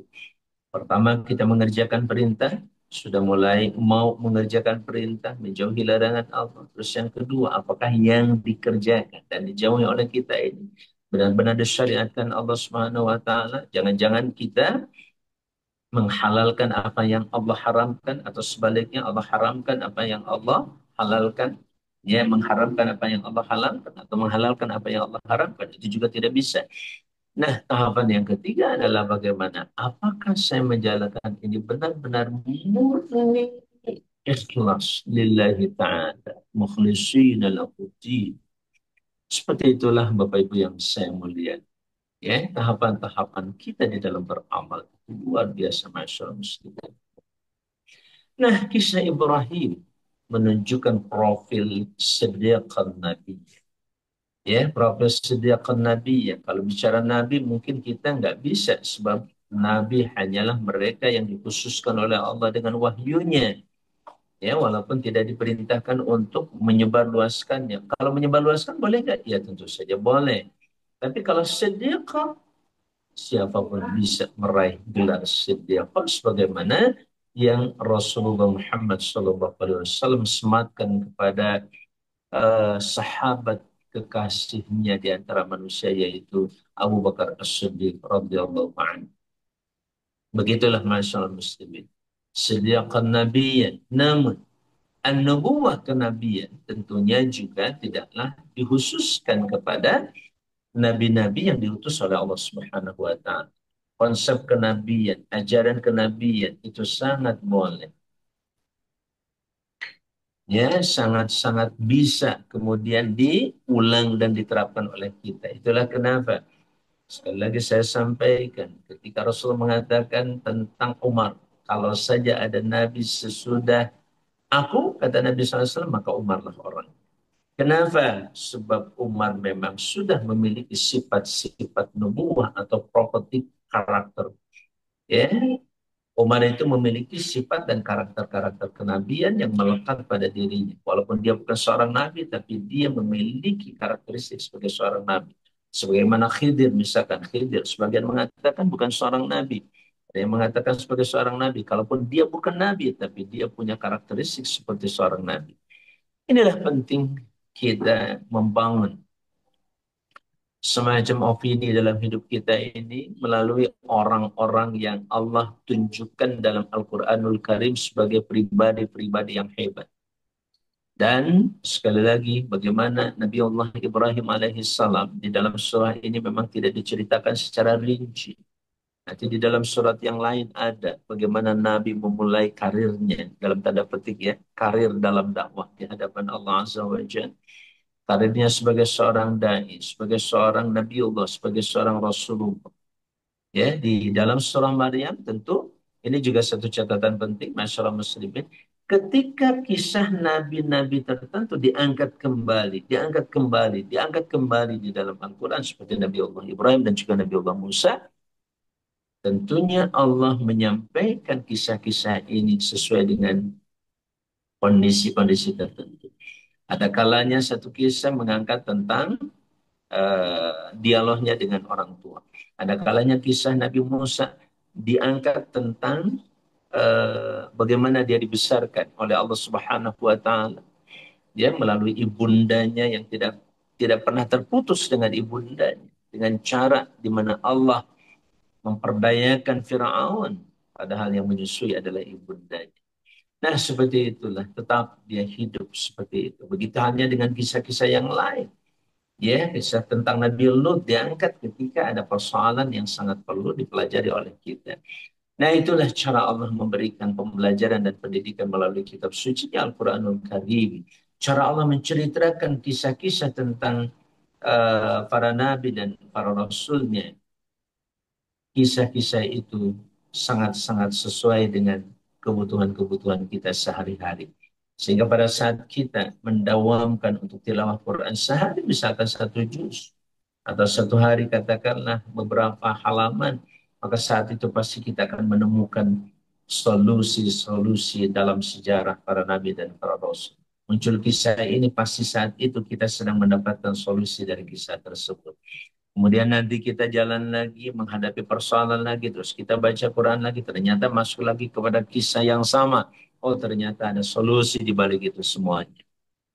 Nah, itulah wadkur. Betapa pentingnya kekuatan daya ingat kita. Mengingat di dalam Alkitab, dalam Quran ini, profil atau tokoh-tokoh terutama dari kalangan para nabi dan para rasul Allah Subhanahu wa taala yang dijadikan sebagai suri tauladan karena bagi bukan hanya pada diri Nabi Muhammad sallallahu alaihi wasallam uswatun hasanah juga fi Ibrahim dalam diri Ibrahim pun ada suri tauladan yang terbaik. Nah, di antara suri tauladannya apa? إذ قال لأبيه يا أبت لم تعبد ما لا يسمع ولا يبصر ولا يغني عنك شيئا. Ketika Ibrahim mengatakan kepada ayahandanya, ya abati wahai ayahandaku, lima ta'bud, kenapa kau sembah ma la yasma, sesuatu. Sesuatu itu patung. La yasma'u, yang tidak bisa mendengar atau tidak mendengar. Wala yubsiru, dan tidak juga melihat. Wala yughni 'anka syai'a, dan tidak pernah mencukupkan darimu sesuatu pun. Ketika kita punya kebutuhan, kita punya keluhan, misalkan, maka benda-benda yang disembah itu tidak bisa memberikan kecukupan. Apalagi sampai pada tingkat memperkaya diri kita. Tidak ada cerita patung-patung tersebut bisa memperkaya kita. Lihat ayat ini, masyaallah muslimin. Ya, sebagaimana pernah, karena ayat ini sudah kita bahas sebelumnya, beberapa bulan yang lalu. Saya ingatkan kembali yang pertama, bagaimana Ibrahim alaihissalam memiliki kesopanan dan kesantunan. Sekalipun terhadap ayahanda yang kufur, ayahanda yang belum beriman. Disinilah seorang anak-anakku sekalian, para santri, tetap harus santun kepada kedua orang tua. Ya, yang qala li abihi ya abati. Ya, ungkapan ya abati itu menunjukkan kesantunan. Ya abati, wahai ayahandaku. Nah, terus yang kedua apa? Lima ta'bud. Di sini juga penting. Yang diangkat adalah prinsip yang paling mendasar dalam hidup. Apa itu? Ibadah. Nah, sebab itulah yang akan bisa menyelamatkan kita. Hidup kita yang pertama kali adalah untuk dan benar-benar mampu menjalankan perhambaan kita. Ya, wa khuliqal insanu dha'ifa. Kerap saya sampaikan ayat ini, dan manusia memang diciptakan dalam keadaan lemah.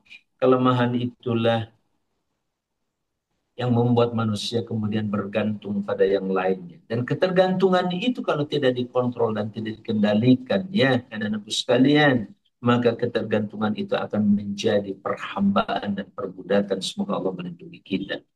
Jadi bagaimana Nabiullah Ibrahim pun memilih kasus dan permasalahan yang terpenting dalam hidup itu adalah, terserah mau dia mau jadi orang kaya, mau jadi pedagang, mau jadi apapun, tapi ada prinsip yang paling mendasar yang harus menjadi kekhawatiran seluruh kita.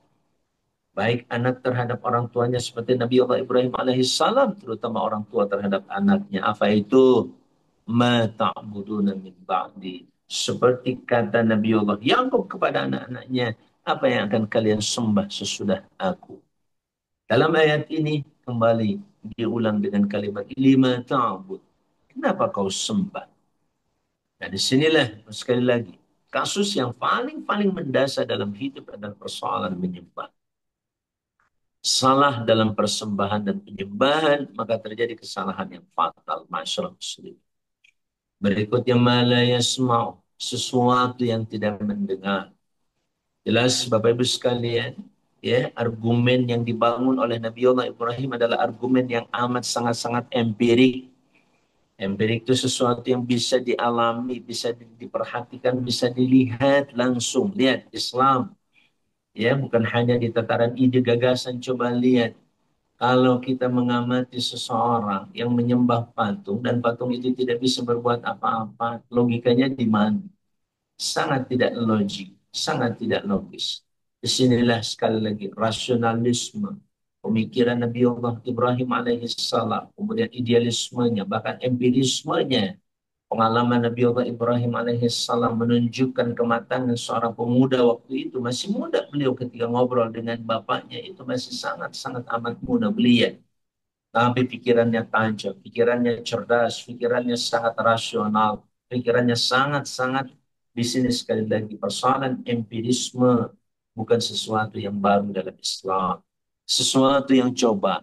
Kalau kita menyembah sesuatu atau mengharapkan sesuatu, mestinya paling tidak yang pertama dia mau dengar dulu kita.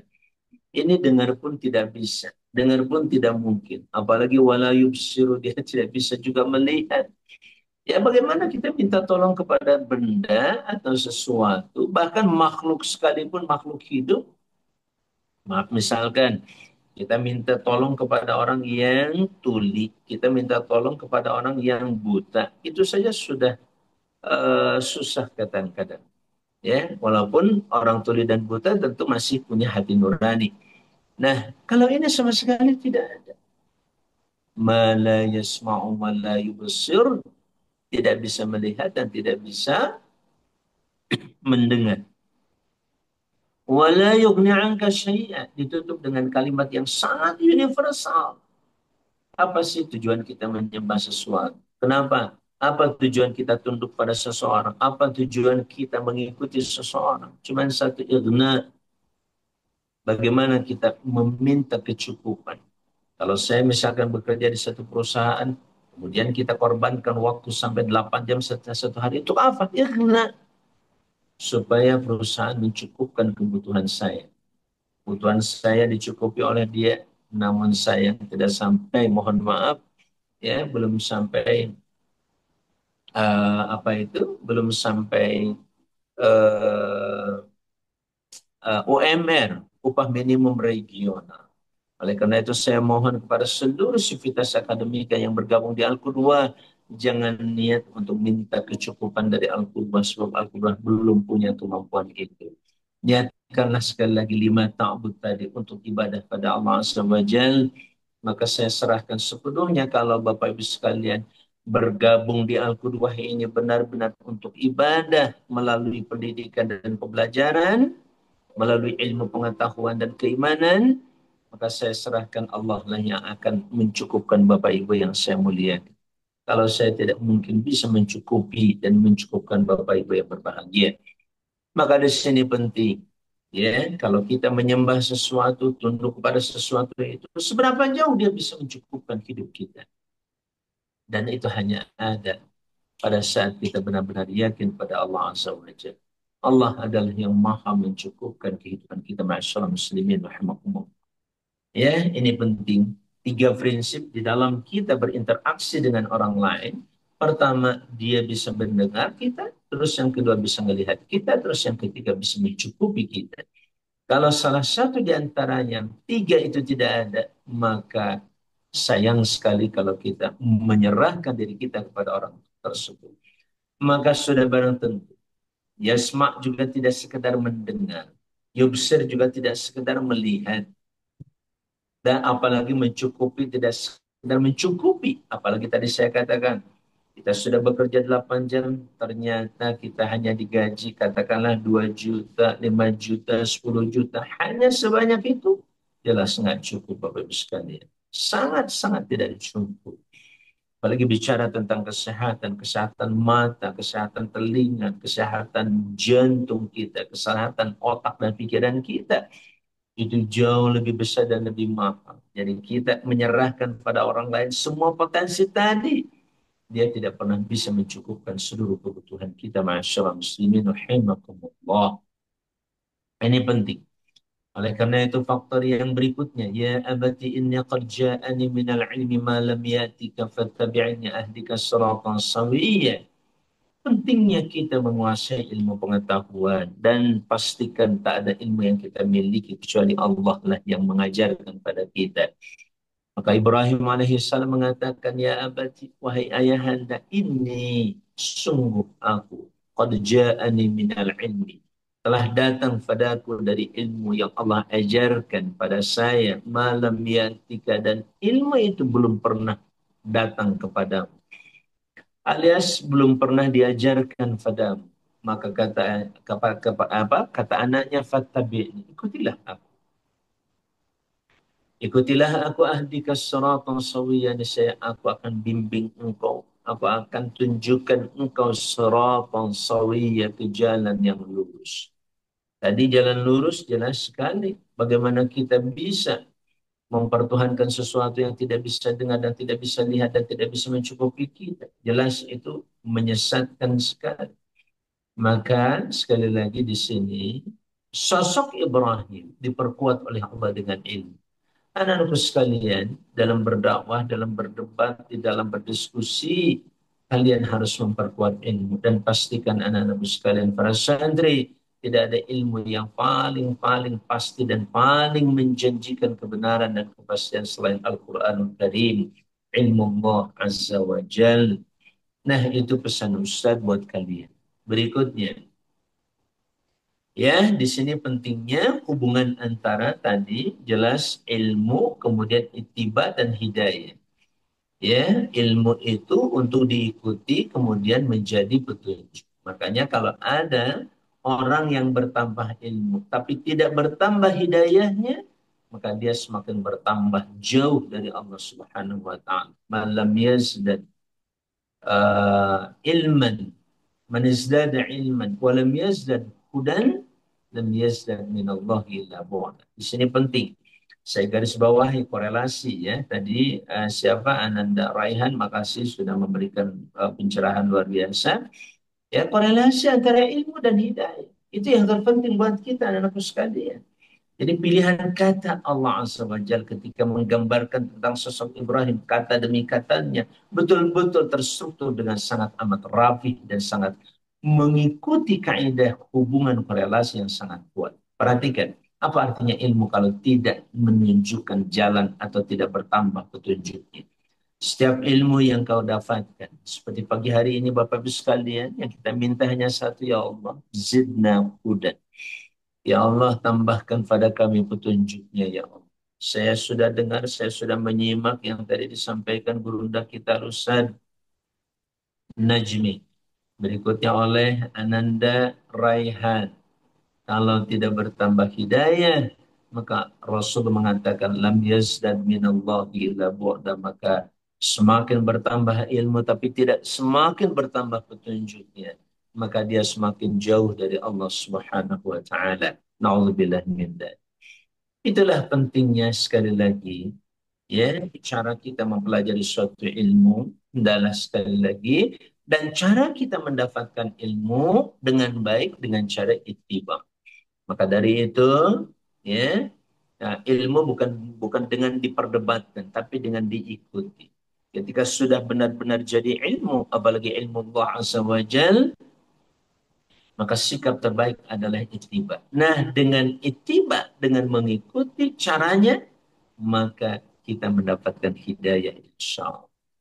Tapi kalau sekedar maaf, ilmu dibaca, ditulis, anak-anakku sekalian, kalian hari ini mencatat ilmu begitu banyak, tapi tidak diikuti isi kandungan. Bagaimana kita bisa mendapatkan hidayah di dalamnya anak-anakku sekalian? Perhatikan para santriku, ingat dari Ustadz ya, cara mencari ilmu pertama, baca ilmu dengan baik, tulis dengan baik, rapihkan, terus ikuti. Bagaimana bisa diikuti kalau nggak dibaca kembali? Baca kembali, ikuti seluruh panduan yang ada di dalam buku tersebut tadi. Apalagi tadi Raihan menggambarkan tentang manajemen ilmu atau knowledge management. Ya, bahwa cara mempelajari ilmu harus ada manajemen. Nah, manajemen itu terdiri dari perencanaan. Suatu ilmu direncanakan untuk apa? Ya tentu saja untuk diamalkan. Kemudian diorganisasikan. Kita nggak bisa melakukannya sendiri, tapi harus melibatkan otak, melibatkan hati kita, melibatkan tindakan perbuatan kita. Bahkan kita melibatkan teman, melibatkan guru, melibatkan bapak, ibu, dan seluruhnya. Seluruh orang yang ada di sekitar kita, kita libatkan untuk apa? Supaya ilmu yang saya pelajari ini benar-benar bermanfaat. Bermanfaat artinya cara menjalankan yang berikutnya, activity. Ada planning, ada organizing, ada activity. Atau implementing. Bagaimana cara kita menerapkan? Yaitu dengan cara ittiba, mengikuti. Coba lihat. Ya, kalau kamu misalkan mendapatkan manual yang Ustaz sering katakan manual, kalau kamu apa itu? Kalau kamu membaca semacam panduan, panduan katakanlah pembuat apa penggunaan handphone, apa yang dilakukan?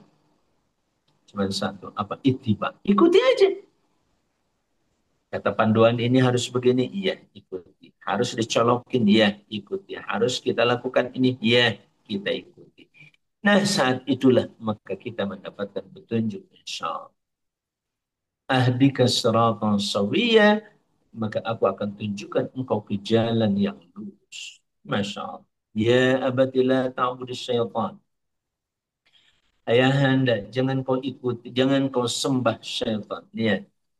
Ya, dari awal tadi yang paling pertama pesan dari Nabi Allah Ibrahim pada ayahnya apa? Lima ta'bud.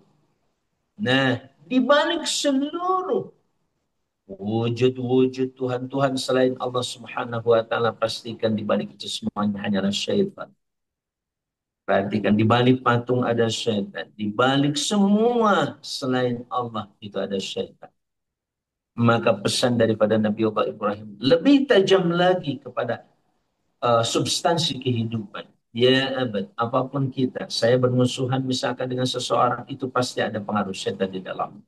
Kalau saya ada sedikit saja suudzon pada seseorang, pasti di situ ada syaitan. Ya, oleh karena itu jangan sampai terjadi itu. Ya abati, wahai ayahanda, kata Ibrahim kepada ayahandanya, la ta'budu syaitan, jangan kalian sembah syaitan. Ya, ibadah sebagaimana kita ketahui, yaitu al-khudu, tunduk patuh mengikuti apa saja kata syaitan. Dan setan itu sudah membuat strategi yang sangat banyak dan kaya. Maka disebut dalam Quran dengan khutuwatus syaitan.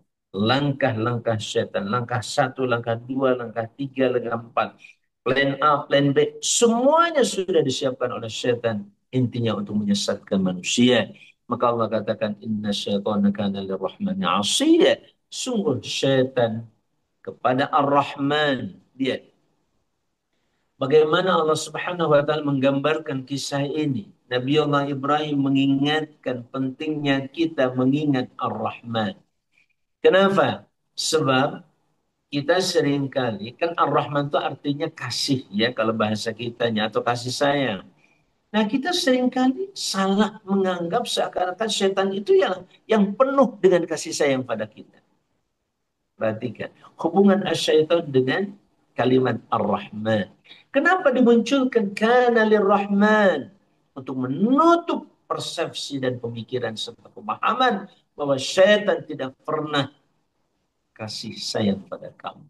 Bahwa syaitan tidak pernah mengasihimu. Bahwa syaitan tidak pernah menyayangimu. Yang mengasihi dan menyayangimu adalah Allah Ar-Rahman. Ingat sekali lagi, setiap kata di sini punya makna yang luar biasa. Inna syaitana kana lirrahman. Syaitan itu ingin mengimbang, ingin menutup, ingin seakan-akan dia yang paling berjasa dalam hidup. Bukan Allah Ar-Rahman. Ya, maka syaitan terhadap Ar-Rahman itu asiyah, benar-benar pembangkang dan pemaksiat.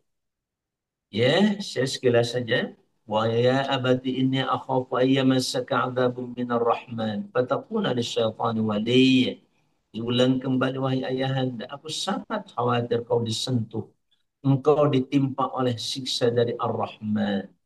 Ya, fatakuna lisyaitani waliyya, maka engkau ya akan menjadi teman dan sahabat syaitan itu sendiri yang paling-paling berbahaya tentunya.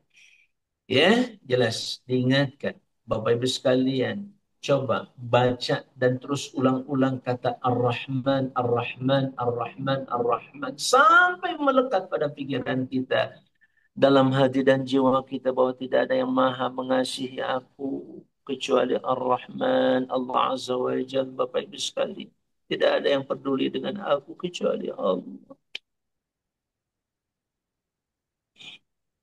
Tidak ada yang lebih mengasihi aku kecuali Allah. Tidak ada yang lebih menyayangi aku kecuali Allah. Kalau keluar dari situ, di situ setan mulai muncul.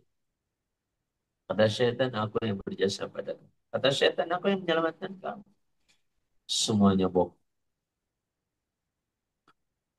Maka berikutnya, qala raghibun anta an alihati ya Ibrahim. Namun bapaknya tetap saja dalam posisi yang menentang. Kata dia, hei Ibrahim, apakah kau benci terhadap Tuhan-Tuhanku, hai Ibrahim? Lailam tantahi la narjumannak. Kalau kau tidak berhenti, saya akan rajam kamu. Wahjurni maliya, tinggalkan aku jauh-jauh dalam waktu yang cukup lama. Mau saya dekat-dekat lagi sama aku. Qala, jawab Ibrahim, mendengar ayahnya masih tetap dalam kebodohan dan kesesatan. Enggak marah dia. Justru dia menyatakan salamun alaika ayahanda. Keselamatan tetap atasku. Sa'astaghfirullaka rabbi. Aku akan mintakan ampun untukmu kepada Tuhanku. Innahu kana bi hafiyya. Dan dia begitu sayang kepada. Subhanallah. Lihat. Dalam dakwah Bapak Ibu sekalian tidak boleh kita marah menghadapi mad'u kita, menghadapi orang yang diajak dengan berbagai macam argumen. Nggak boleh kita terus langsung marah-marah. Oh dasar dia nggak mengerti, nggak tahu persoalan. Nggak boleh ngamuk-ngamuk kayak begitu. Ambil pelajaran dari Ibrahim tetap mengatakan salamun alaika ketika kita menghadapi mad'u. Orang yang kita ajak itu tetap saja membangkang dan menentang. Kita minta pada Allah, ya Allah, selamatkan mereka ya Allah. Ya, mudah-mudahan dari keturunan mereka ada yang kelak, ada yang kelak menyembah Engkau sebagaimana doa Nabi Muhammad SAW pada waktu dihasut oleh penduduk Taif.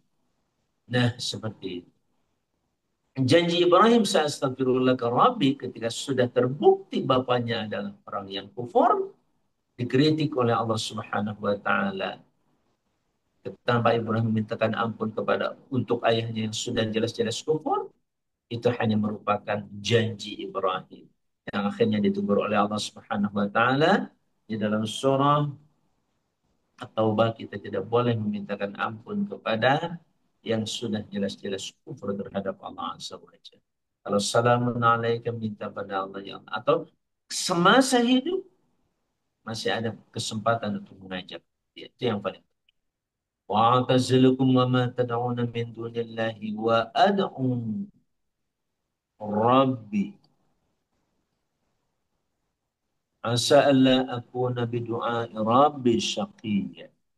Dan aku menjauhi mereka dan aku karena tadi diminta supaya pergi jauh, maka dia pun akhirnya Ibrahim pun kata Ibrahim wa'tazilukum, aku menyingkir dari kalian dan apa saja yang kalian sembah selain Allah.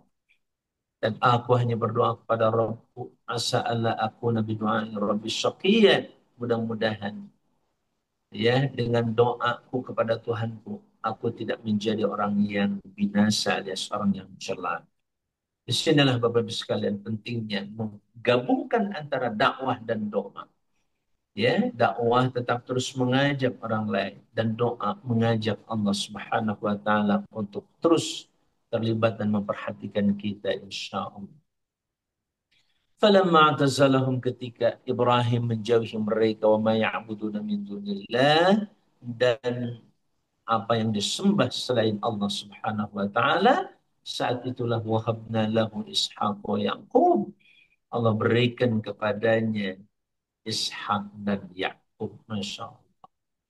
Ya, maka dalam suasana di mana dia fokus ya dengan dakwah sampai usia yang sudah mulai tua juga tuh Nabi Allah Ibrahim alaihissalam nggak punya keturunan baik dari Sarah maupun Hajar. Maka setelah itu akhirnya Allah pun berikan keturunan. Ini juga menjadi catatan penting Bapak Ibu sekalian. Ya, bagi yang belum punya keturunan, fokus saja pada Allah. Terus fokus pada Allah, persembahkan pada Allah. Lakukan yang terbaik untuk Allah. Maka Allah yang akan menggantikan segala sesuatu. Apalagi kalau nanti dalam dakwah kita selengap selingkuh kita mencari teman sahabat keturunan juga nggak ada ya Allah yang akan melanjutkan dakwah. Saat itulah seperti doa Nabi Allah Zakaria, kita hadir dalam doa kita minta ke Allah, ya Allah anugerahi kami keturunan bisa melanjutkan risalah yang biasa saya sampaikan ini ya Allah, bisa melanjutkan ilmumu ya Allah dan kenabian yang kau berikan pada para nabi. وَوَهَبْنَا لَهُمْ مِنْ رَحْمَتِنَا وَجَعَلْنَا لَهُمْ لِسَانَ صِدْقٍ عَلِيًّا. Dan kami anugerahkan kepada mereka siapa? Ibrahim, Ishak dan Yakub dari rahmat kami. Allahumma rahmna ya Rabb. Itu yang harus senantiasa kita minta ya Allah. Anugerahkan pada kami min rahmatika ya Rabb, dari rahmatmu. Waja'alna lahum, dan kami telah jadikan untuk mereka lisana sidqin aliyya. Lihat di awal diawali dengan sedekah, maka Nabi Allah Ibrahim pun dianugerahi oleh Allah Azza wa Jalla termasuk keturunannya lisan kejujuran Aliyah yang sungguh begitu luhur dan agung. هذا الله يكون أجمعين والله موفق الأقوام الطريق والسلام عليكم ورحمة الله وبركاته. Waalaikumsalam warahmatullahi wabarakatuh.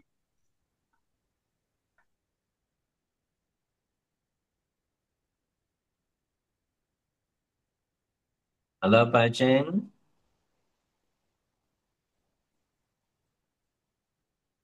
Untuk sementara saya pamit Bapak Ibu sekalian. Assalamualaikum warahmatullahi wabarakatuh. Waalaikumsalam warahmatullahi wabarakatuh. Aku Ustaz lagi di jalan. Dipersilahkan bagi Bapak Ibu atau para santri yang ingin berkontribusi, menambahkan, menguatkan, kami persilahkan.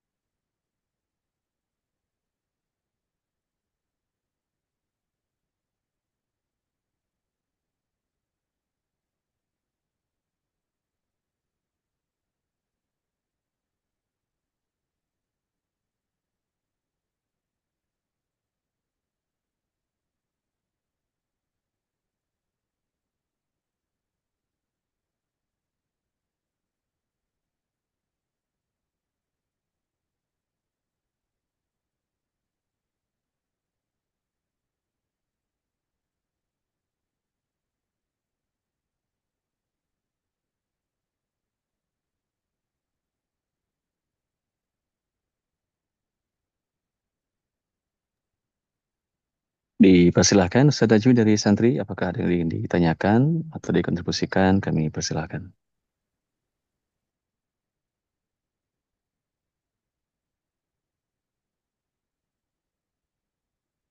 Nanti ada yang bertanya? Tuan, Jam 7:22 waktu Indonesia bagian Barat.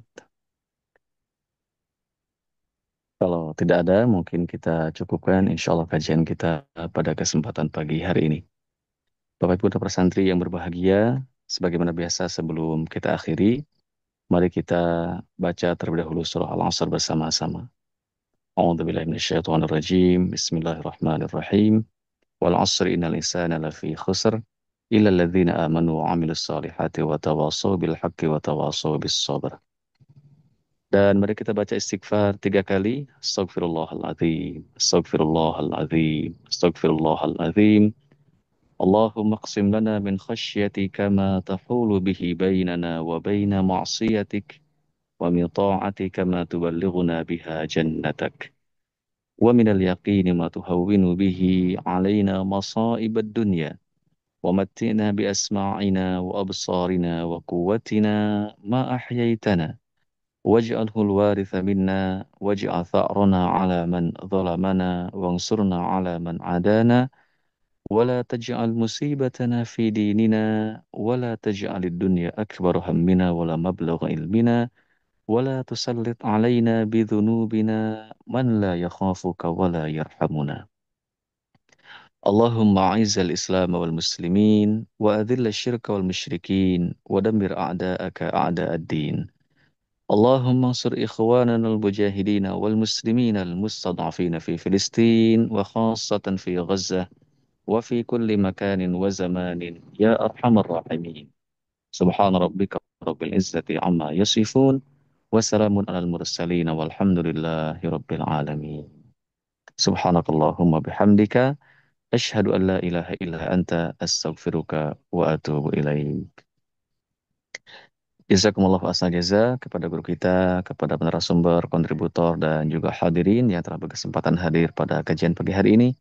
Mudah-mudahan senantiasa dalam lindung Allah Subhanahu wa taala, bertambah keberkahannya, dijaga kesehatannya, dan tentunya mendapatkan ilmu yang bermanfaat. Amin ya rabbal alamin. Naktafi bihadzal qadar wallahul muwaffiq ila aqwamit thariq. Wassalamualaikum warahmatullahi wabarakatuh. Wabarakatuh.